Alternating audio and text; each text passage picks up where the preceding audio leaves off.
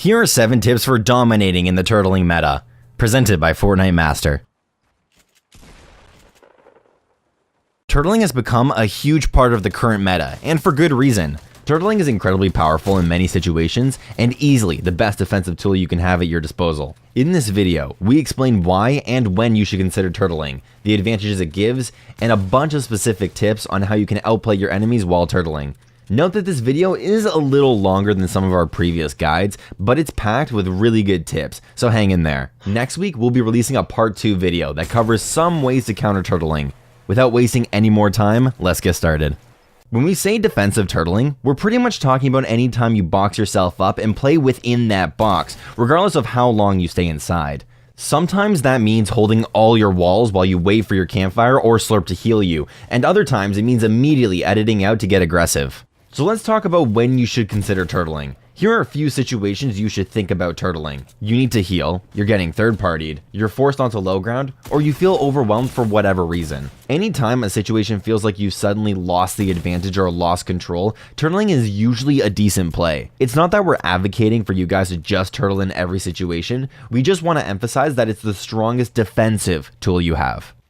Now let's get into the advantages of turtling. Time is the biggest thing turtling gives you. It gives you time to heal, time to reevaluate your approach, time to gain information and increase awareness, and time for third parties to come in and distract the person pressuring you. And in a game that can be extremely fast-paced, time is a valuable thing.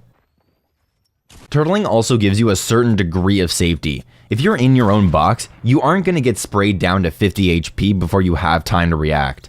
There is no chance somebody can surprise you by dropping and pumping on your head for 200. You can't get sniped from 200 meters away while camping or fighting another player. Heavy snipers are really the only thing that can truly surprise you while turtling, and there are still some things you can do to protect against those. We'll cover that in the next section.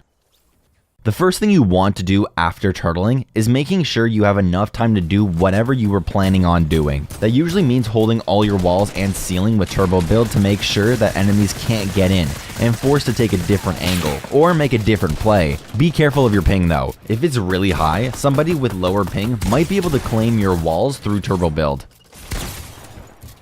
You might be thinking, but what if the other players are just constantly spraying at my walls and not giving me time to do anything? Well, if that's the case, the opponent is usually being over-aggressive, and there are ways to counter that.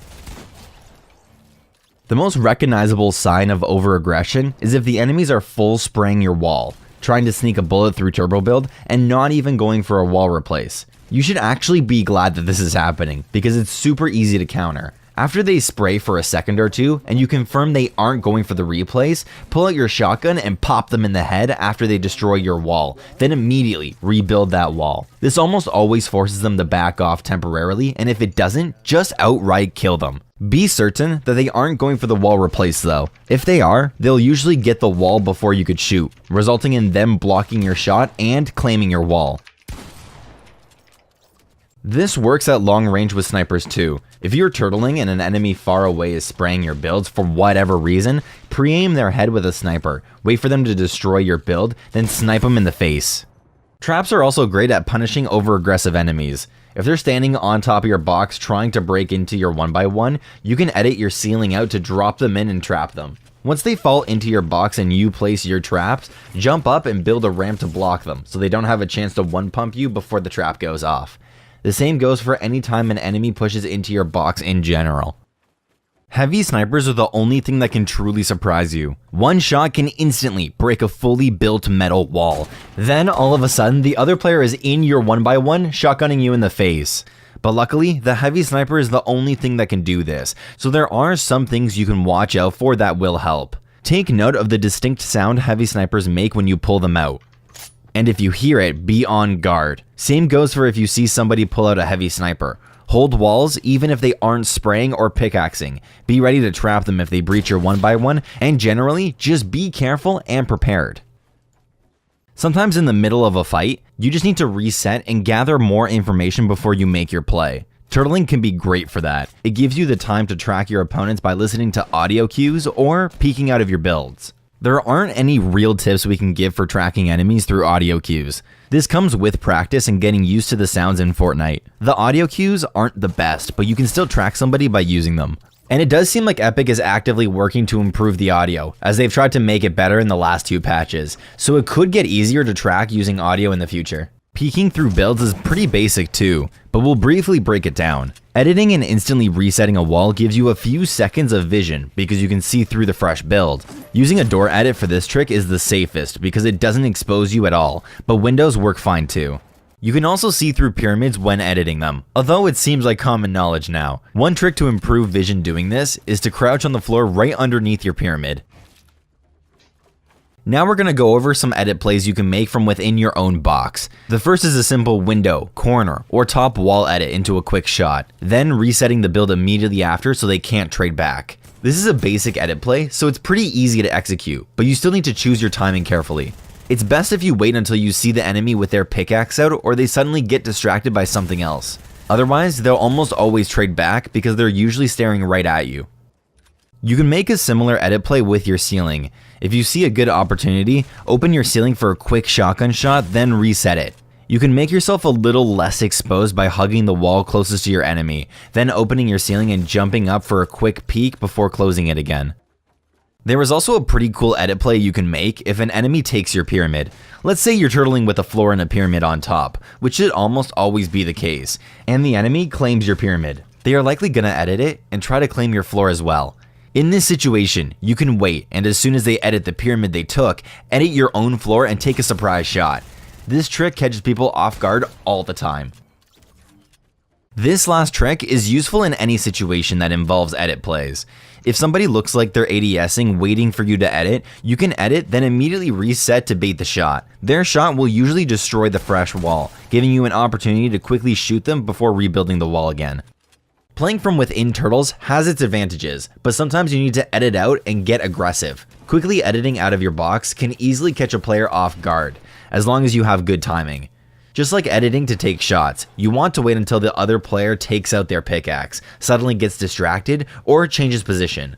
If they reposition trying to claim a different wall, for example, you can often edit out of one of the adjacent walls and shoot them in the side before they realize what happened. Another slightly trickier way to do something similar is with a fast ramp wall edit. When somebody is pressuring one of your walls, jump up on a ramp to bait them into thinking you're gonna edit out of the top or make a different play, then hit them with the aggressive double edit. And if you really want to style on somebody, you can try pulling this cheeky aggressive trap play. Edit out of your box straight at the enemy, place a ramp over them, then trap them under that ramp with 3 more walls into a spike trap. Be careful with this trick though, because if that other player is too close to your wall when you edit out, they will be faced into your ramp and not be trapped underneath. You can also do this trick when you see an enemy jump on their own ramp in front of your wall. You need to edit out quick enough to block them with a pyramid, then wall them in and place a spike trap. You may also want to consider pushing out to get aggressive if multiple people are pressuring you from different angles. If you're getting sprayed from 2 sides, one of your best options is editing or running into one of the players and downing them with a solid pump and maybe a couple of SMG shots. Many times the players spraying will overestimate their advantage and leave themselves vulnerable to a quick aggressive play like this one.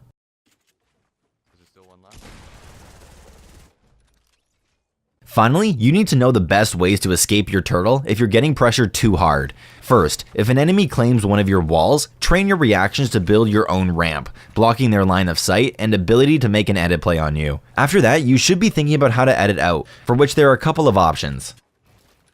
The first is tunneling, which is essentially just expanding your turtle into more 1x1s.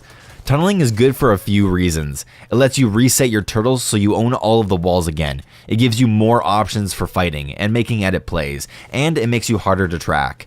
As annoying as it can be for other players if you just keep tunneling outward whenever somebody claims a wall or a ceiling, it makes it harder for them to make a play on you.